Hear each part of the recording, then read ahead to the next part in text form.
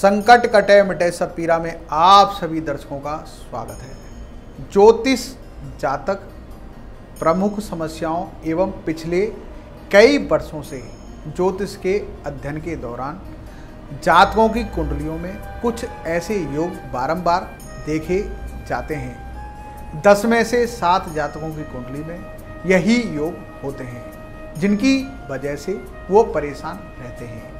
सर्वप्रथम बहुत सी कुंडली में केंद्रम योग बनता है। केंद्रम योग में चंद्रमा के दाएं और बाएं तरफ कोई ग्रह नहीं होता, यानी चंद्रमा अकेला होता है, जिसकी वजह से व्यक्ति मानसिक तौर से थोड़ा परेशान रहता है। और जिस भाव में केंद्रम योग बनता है, जातक को इस भाव से संबंधित समस्याएं ज़्यादा रहती हैं। उदाहरण के लिए, अगर दूसरे घर में बन रहा है तो परिवार में अनबन, धन की कमी आदि चीज़ें हो सकती हैं। केंद्रम योग और ग्रहण योग आदि बनने का मुख्य कारण जो मुझे समझ में आता है वह है चंद्रमा की गति लगभग हर 2.25 दिन यानी 54 घंटे में चंद्रमा अपनी राशि बदलता है। तो इसलिए कई बार ऐसी स्थिति बन जाती है कि चंद्रमा अकेला हो, सूर्य के साथ ग्रहण योग में हो, राहु केतु के साथ ग्रहण योग में हो, शनि के साथ विष योग में हो, या कभी 2 पाप ग्रहों के बीच में आकर पाप खड़त्री योग में हो। चंद्रमा मन का कारक ग्रह होता है, तो जब भी किसी ऐसे संयोग बनते हैं तो ऐसे जातक मानसिक रूप से परेशान रहता है। इस समस्या के उपाय के लिए जातक को शिव आराधना करनी चाहिए तथा चंद्रमा को मजबूत करना चाहिए। शिव आराधना करने से व्यक्ति को शायद ही कोई नुकसान हो। एक और योग जो जातक के जीवन को बहुत प्रभावित करता है वो है लगन और सप्तम भाव में राहु और केतु। राहु का होना कई बार देखा गया है कि यह योग होने पर जातक का विवाह देर से होता है। शुरुआती सालों में वैवाहिक जीवन में तालमेल की कमी रहती है, क्योंकि केंद्र में बैठकर दोनों ग्रहों की 5वीं दृष्टि 5वें 11वें घर पर होती है, और साथ ही पहली संतान के वक्त भी समस्याएं आती हैं। 5वां घर खुद के लिए और 11वां घर जीवन साथी के लिए प्रेम एवं संतान, प्रथम संतान का घर होता है।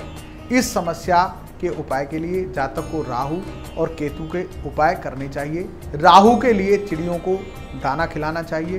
केतु के लिए गायत्री मंत्र का पाठ सर्वश्रेष्ठ है।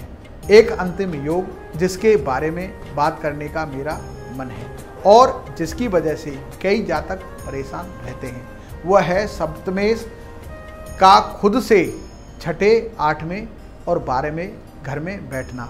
7वें घर का मालिक या 2 से अधिक पाप ग्रहों का होना, इन योगों की वजह से भी जातक का वैवाहिक जीवन बहुत अस्त व्यस्त हो जाता है। अगर बाकी ग्रहों की स्थिति ठीक ना हो तो तलाक तक की स्थिति बन जाती है।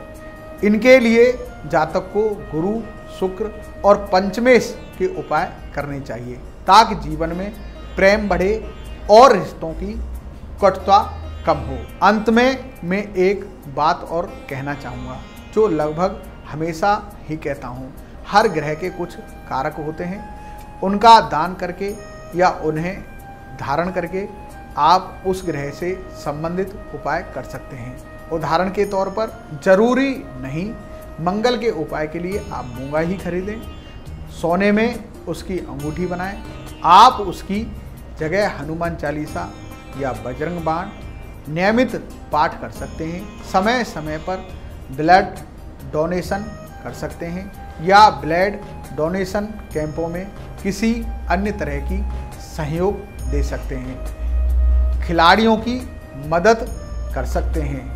और सबसे आसान, एक लाल कपड़ा या लाल रूमाल सदा अपने संग रखें, क्योंकि इन सभी चीज़ों का कारक मंगल है। अपने जब तक के अनुभव के आधार पर कह रहा हूँ कि योग अधिकांशगत फलित होते हैं ही हैं, फिर भी चलित कुंडली, नवांश कुंडली आदि में ग्रहों की स्थिति देखकर फलादेश करना चाहिए। ज्योतिषियों को अगर कुंडली में दुर्योग दिखें भी तो भी कटु शब्द बोलने से हमेशा बचना चाहिए। क्या मालूम उसी वक्त सरस्वती बैठी हों। उपाय बताते समय ज्योतिषियों को सदा ही जातक ही देश काल परिस्थिति का ध्यान रखना चाहिए और उसे ऐसे उपाय बताने चाहिए जिससे वो आसानी से कर सके। आज के लिए बस इतना ही, फिर मिलेंगे किसी नई वीडियो के साथ। जय श्री बालाजी। बालाजी महाराज आप सबका भला करें, कल्याण करें, आपके जीवन में आनंद ही आनंद हो।